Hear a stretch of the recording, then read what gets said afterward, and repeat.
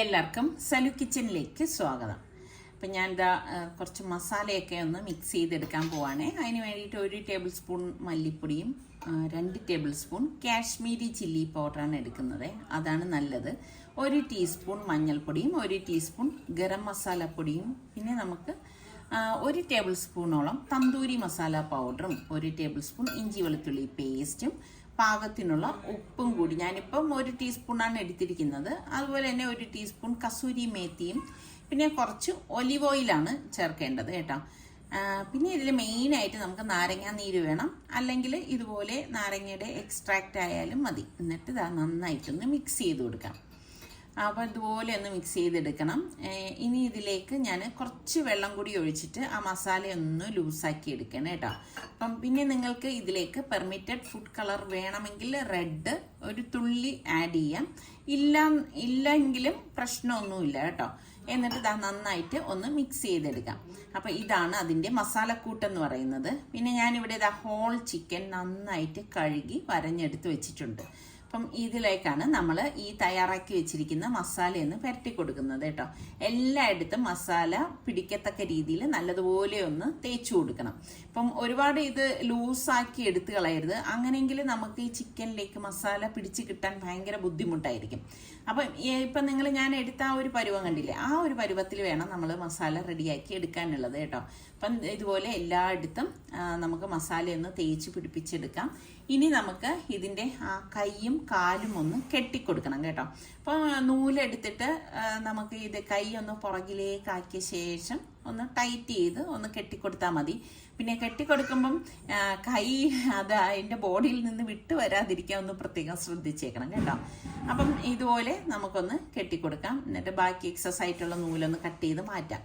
പിന്നെ നമുക്ക് തിരിച്ചു വെച്ച ശേഷം ഇതിൻ്റെ കാലുകളും ഒന്ന് കൂട്ടി കെട്ടിക്കൊടുക്കണം. അപ്പം എന്താ ഇതുപോലെ ഒന്ന് കൂട്ടിപ്പിടിച്ച ശേഷം ഒന്ന് കെട്ടിക്കൊടുക്കാം. പിന്നെ നിങ്ങൾ ഈ കഴിക്കുന്ന സമയത്ത് ഉറപ്പായിട്ടും ഈ കെട്ടിയിരിക്കുന്ന ഒരു ത്രെഡ് കട്ട് ചെയ്ത് കളയാൻ മറക്കരുതേ. അപ്പം ഞാൻ ഈ കാലും ഒന്ന് ടൈറ്റ് ചെയ്ത് കെട്ടിക്കൊടുക്കാനായിട്ട് പോവാണ് കേട്ടോ. പിന്നെ നമ്മളെപ്പോഴും നമ്മൾ ഇപ്പം ഈ റോട്ടിസരി ചിക്കനാണ് ഞാൻ തയ്യാറാക്കാൻ പോകുന്നത്. അത് ഞാൻ പറയാൻ വിട്ടുപോയതാണ്. അപ്പോൾ ഈ റോട്ടിസരി ചിക്കൻ നമ്മൾ തയ്യാറാക്കുന്നതിൻ്റെ തലേ ദിവസം വേണം നമ്മൾ ഇതുപോലെ മസാലയൊക്കെ പുരട്ടിയിട്ട് ഫ്രിഡ്ജിലേക്ക് വയ്ക്കാൻ. എങ്കിൽ മാത്രമേ ഇതിൻ്റെ ഉള്ളിലേക്കൊക്കെ നല്ലതുപോലെ മസാല കടന്ന് കിട്ടത്തുള്ളൂ.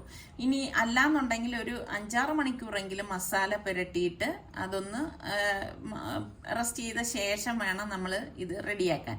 അപ്പോൾ എപ്പോഴും നമ്മൾ ഉണ്ടാക്കുന്നതിന് മുൻപ് തന്നെ മസാല എല്ലാം പുരട്ടി വയ്ക്കാൻ ശ്രദ്ധിക്കണേ. ഞാനിപ്പം ഇത് ഫ്രിഡ്ജിലേക്കാണ് മാറ്റണത്, ഫ്രീസറിലല്ല. അത് പ്രത്യേകം ഒന്ന് ശ്രദ്ധിച്ചേക്കണം കേട്ടോ. അപ്പം ഞാൻ നേരത്തെ പറഞ്ഞതുപോലെ ഇത്രയും മണിക്കൂറിന് ശേഷം മാത്രമേ നിങ്ങളിത് എടുക്കാവൂ കേട്ടോ. അപ്പം ഞാനിത് വയ്ക്കട്ടെ. പിന്നെ ഞാൻ ഇന്നിപ്പം അഗാറയുടെ OTG ഓവനിലാണ് നമ്മൾ ഈ റോട്ടിസരി റെഡിയാക്കുന്നത്. അപ്പം ഞാൻ ഇതാ റോട്ടിസരിയുടെ ആ മോഡ് വെച്ചു കൊടുക്കുകയാണ്. പിന്നെ ഞാനിവിടെ 200 ഡിഗ്രി സെൽഷ്യസ് വെച്ചു കൊടുക്കുകയാണ് കേട്ടോ. ഇതൊന്ന് പ്രീഹീറ്റ് ചെയ്യണമല്ല. അപ്പം നമുക്ക് 2 സൈഡും റെഡിയാവത്തക്ക രീതിയിലാണ് ഞാൻ വെച്ചിരിക്കുന്നത്. പിന്നെ ഞാനൊരു 5 മിനിറ്റ് പ്രീഹീറ്റ് ചെയ്യാൻ വെച്ചിട്ടുണ്ടായിരുന്നു കേട്ടോ. അപ്പം ഇതാ ഞാൻ ആ സമയം കൊണ്ട് ഫ്രിഡ്ജിൽ നിന്ന് നമ്മൾ ഇന്നലെ മാരിനേറ്റ് ചെയ്ത് വെച്ചതാണ്, അത് പുറത്തേക്ക് എടുത്തിട്ടുണ്ട്. അപ്പം നമുക്ക് ഈ റോട്ടിസരിയുടെ ആ റോഡിലേക്ക് ഇതൊന്ന് കുത്തി വെക്കണം കേട്ടോ. അപ്പം ഇത് കുത്തിയെടുക്കാനും വളരെ എളുപ്പമാണ്. 2 സൈഡിലുള്ള സ്ക്രൂ ഒന്ന് ഊരിയ ശേഷം നമ്മൾക്ക് ഇതാ ഇതുപോലെ ഒന്ന് കുത്തിയെടുക്കണം. കുത്തിക്കൊടുത്ത ശേഷം ആ ഒരു ക്ലിപ്പ് ഉണ്ടല്ലോ, അത് ഈ 2 സൈഡിലും നമുക്ക് കുത്തി വയ്ക്കണം. ആദ്യം ഞാൻ ഒരു ക്ലിപ്പ് എടുത്തിട്ട് ഇപ്പുറത്തെ സൈഡിൽ നമുക്ക് കുത്തി കൊടുക്കാം. ഇതാ കണ്ടോ, ഇതുപോലെ ഒന്ന് എടുത്ത ശേഷം ആ ഇറച്ചിക്കുള്ളിൽ കടക്കത്തക്ക രീതിയിൽ കുത്തി പ്രസ് ചെയ്ത് കൊടുത്താൽ മാത്രം മതി. അപ്പം അതവിടെ സ്റ്റിക്കായിരിക്കും. ശരിക്കിത് ഉണ്ടാക്കിയെടുക്കാൻ വളരെ എളുപ്പമാണ്. ആകെ ഈ ഒരു മസാല തേച്ച് പിടിപ്പിക്കുന്ന അതും വലിയ പാടൊന്നുമില്ല. നിങ്ങൾ കണ്ടില്ലേ എത്ര വേഗം എന്നാണ് കഴിഞ്ഞത്. ഇതുപോലെ ക്ലിപ്പ് ചെയ്ത ശേഷം അതിൽ തന്നെ ഒരു സ്ക്രൂ ഉണ്ട്, അതൊന്ന് മുറുക്കി കൊടുത്താൽ മാത്രം മതി. അപ്പം അതവിടെ ടൈറ്റ് ആയിട്ട് ഇരുന്നോളും കേട്ടോ. അപ്പം ഇനിയിപ്പം ഇപ്പുറത്തെ സൈഡിൽ നമുക്ക് ഇതുപോലെ തന്നെ ചെയ്തെടുക്കാം. ഈ ഒരു സ്ക്രൂ ഉണ്ടോ, ഇത് നമുക്ക് പ്രസ് ചെയ്ത് അകത്തേക്ക് വെച്ചു കൊടുക്കാം. അപ്പം നമ്മൾ ആ ചിക്കൻ്റെ അടിഭാഗം ഇങ്ങനെ ഒന്ന് കൈകൊണ്ടൊന്ന് ഹോൾഡ് ചെയ്ത് വെച്ച ശേഷം വേണം ഇത് അങ്ങോട്ട് ആ ഒരു നീഡിൽ കണ്ടില്ലേ, അതിങ്ങനെ കുത്തി അങ്ങോട്ട് കയറ്റാനുള്ളത്. ഇതുപോലെ ഒന്ന് കയറ്റി കൊടുക്കണം, കാണും. എന്നിട്ട് നമുക്ക് ഇതുപോലെ ഒന്ന് സ്ക്രൂ ഒന്ന് മുറുക്കി കൊടുത്താൽ മാത്രം മതി കേട്ടോ. അപ്പം ഇതിവിടെ കറക്റ്റായിട്ട് ഇരുന്നാൽ മാത്രമേ നമുക്ക് റോഡ് സൈഡ് ചെയ്യുമ്പോഴേക്കും ആ ഒരു കറക്റ്റ് രീതിയിൽ നമുക്ക് ചെയ്യാനായിട്ട് പറ്റത്തുള്ളൂ കേട്ടോ. അപ്പോൾ ഇനി വേറൊന്നുമില്ല, നമ്മളുടെ ഓവൻ ഇവിടെ പ്രീ ഹീറ്റ് ആയിട്ടുണ്ട്. അപ്പം ഞാൻ അടിയിലേക്ക് അലുമിനിയം ഫോയിൽ വെച്ചിട്ടുണ്ടായിരുന്നേ. കാരണം ഇതിൽ നിന്ന് ഇപ്പോൾ നമ്മൾ ഓയിലൊക്കെ തേച്ചിട്ട് റെഡിയാക്കി എടുത്തതല്ലേ, അതുപോലെ ചിക്കനല്ലേ, അപ്പോൾ അത് കുക്കായി വരുമ്പോഴേക്ക് അതിൽ നിന്ന് തന്നെ ഒരു ജ്യൂസ് പോലെ വരും. അപ്പം അത് താഴെ വീണ് കഴിഞ്ഞാൽ പിന്നെ നമുക്ക് തുടച്ചെടുക്കാൻ ബുദ്ധിമുട്ടല്ലേ. അപ്പം ഫോയിൽ പേപ്പർ വയ്ക്കുമ്പോൾ നമുക്ക് ഈസി ആയിട്ട് അത് തുടച്ചെടുക്കാൻ പറ്റും. അപ്പം ഞാൻ ഇവിടെ ഇപ്പം നമ്മൾ ഇത് പ്രീ ഹീറ്റ് ആക്കാൻ വെച്ചിരുന്നത് കൊണ്ടാണ് വെച്ചപ്പം പെട്ടെന്ന് തന്നെ ഇത് കറങ്ങി കിട്ടിയത്. ഇപ്പം ഞാൻ 200 ഡിഗ്രി സെൽഷ്യസിൽ തന്നെ ഇതിപ്പം 1 മണിക്കൂർ ഞാൻ വയ്ക്കാനായിട്ട് പോവാണ്. റോട്ടിസരി ചിക്കനല്ലേ, അപ്പം അത് കുറച്ച് ടൈം എടുക്കും റെഡി ആവാനായിട്ട്. അതുപോലെ അത്യാവശ്യം വലിപ്പമുള്ള ചിക്കനും കൂടിയാണല്ലോ. അപ്പം ഈ ഹോൾ ചിക്കൻ ഇല്ലേ, അതുകൊണ്ടാണ് നമ്മൾക്ക് ഇത്രയും ടൈം വെക്കേണ്ടി വരുന്നത് കേട്ടോ.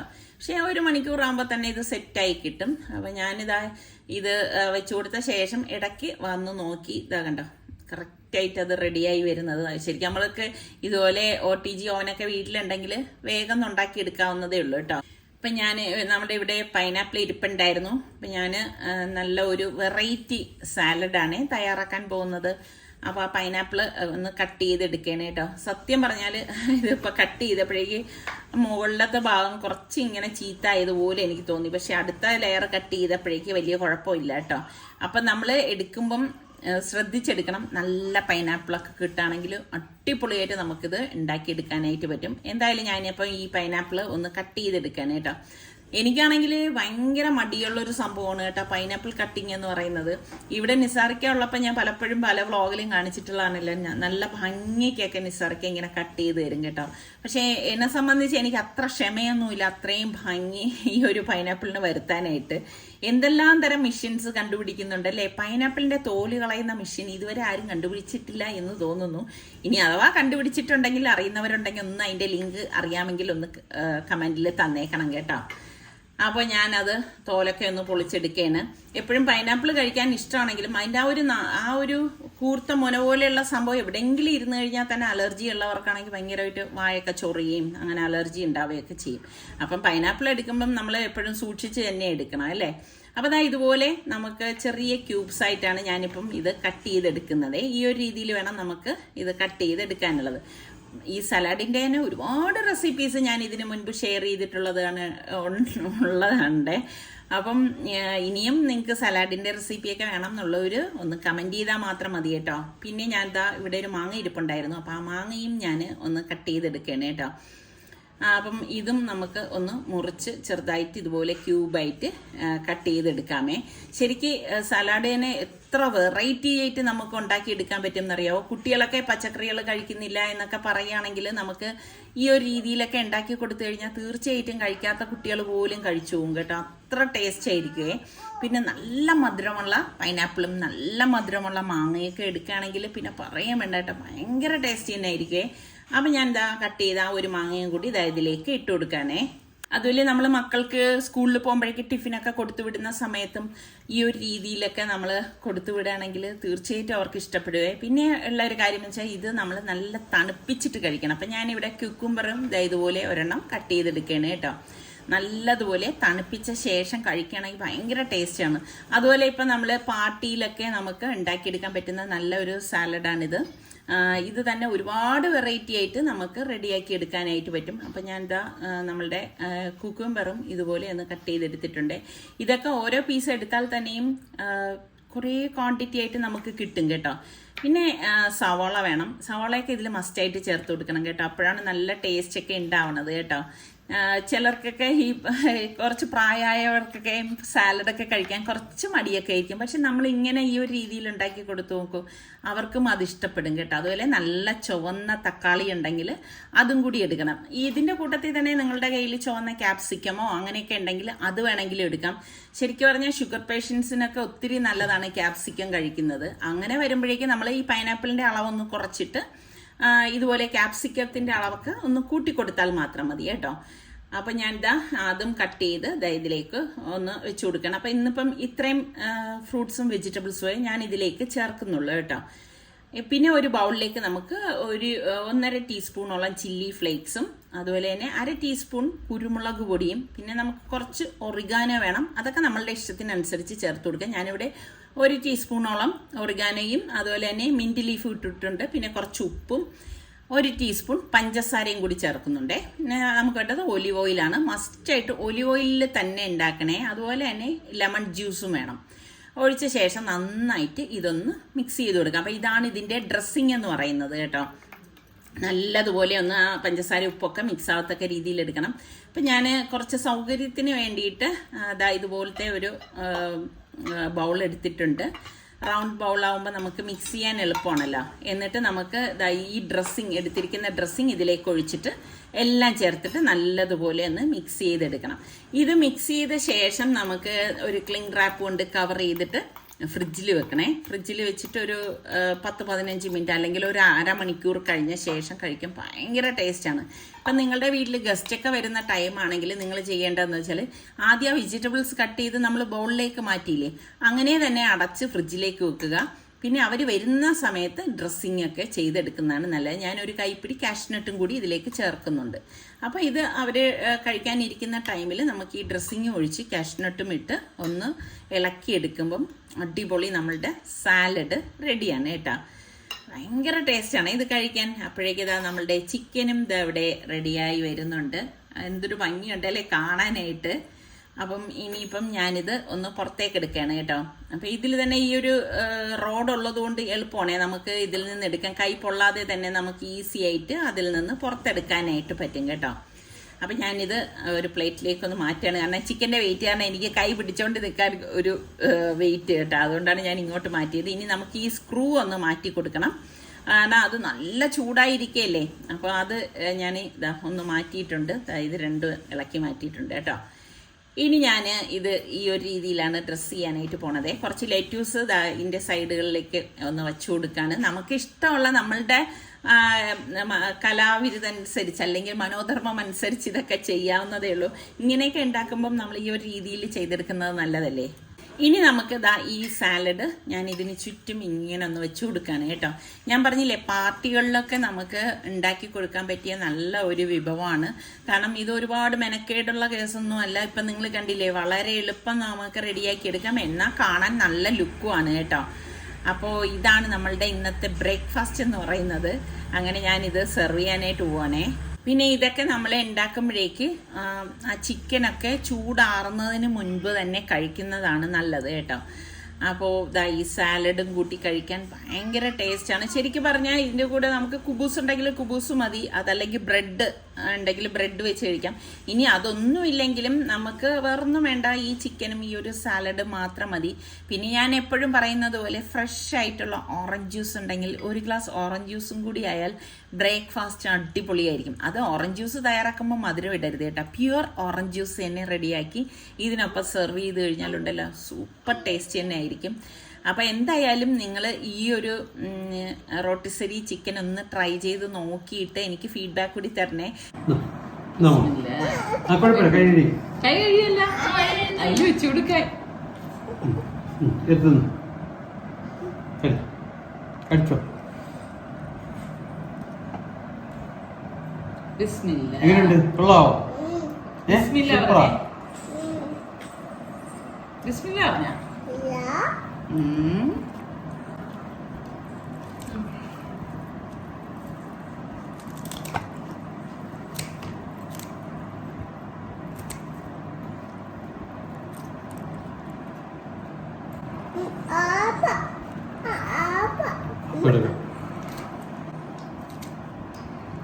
പറഞ്ഞ നിങ്ങൾ ട്രൈ ചെയ്ത് നോക്കിയിട്ട് എങ്ങനെയുണ്ടെന്നുള്ളത് ഫീഡ്ബാക്ക് കൂടി തരണം. ഇഷ്ടപ്പെട്ടാൽ ലൈക്ക് ചെയ്യുക മറന്നു വരുതേ.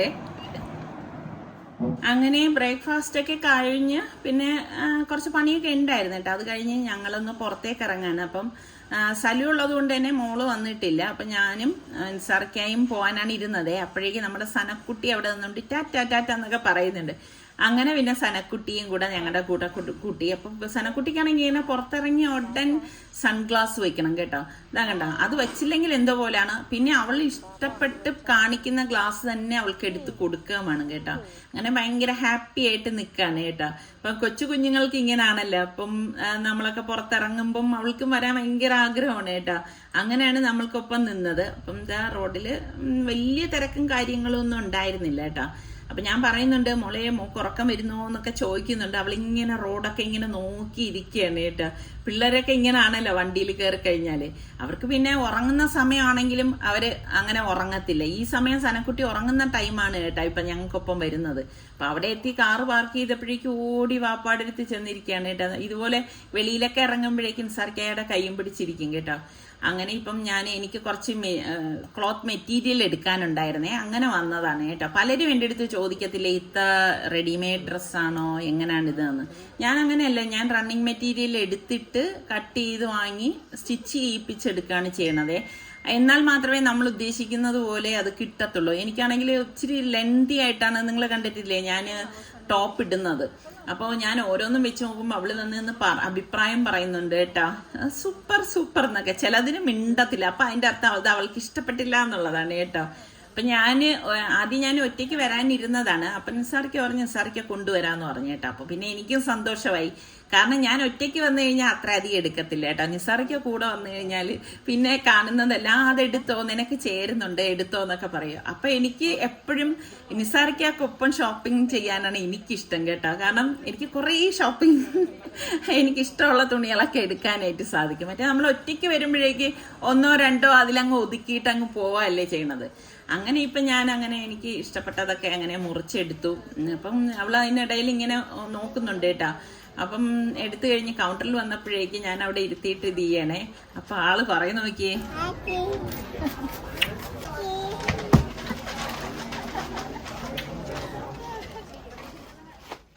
അങ്ങനെ പിന്നെ എൻ്റെ ഷോപ്പിംഗ് ഒക്കെ കഴിഞ്ഞപ്പോഴേക്ക് ഇതാ വന്നപ്പോൾ സനക്കുട്ടി ഇതാ ആ ടോയൊക്കെ കണ്ടിട്ട് എനിക്ക് വീട്ടിലുണ്ട് എന്നൊക്കെ ആക്ഷനിൽ പറയുകയാണ് കേട്ടാ, ഇതുപോലെ ഉണ്ടെന്നൊക്കെ.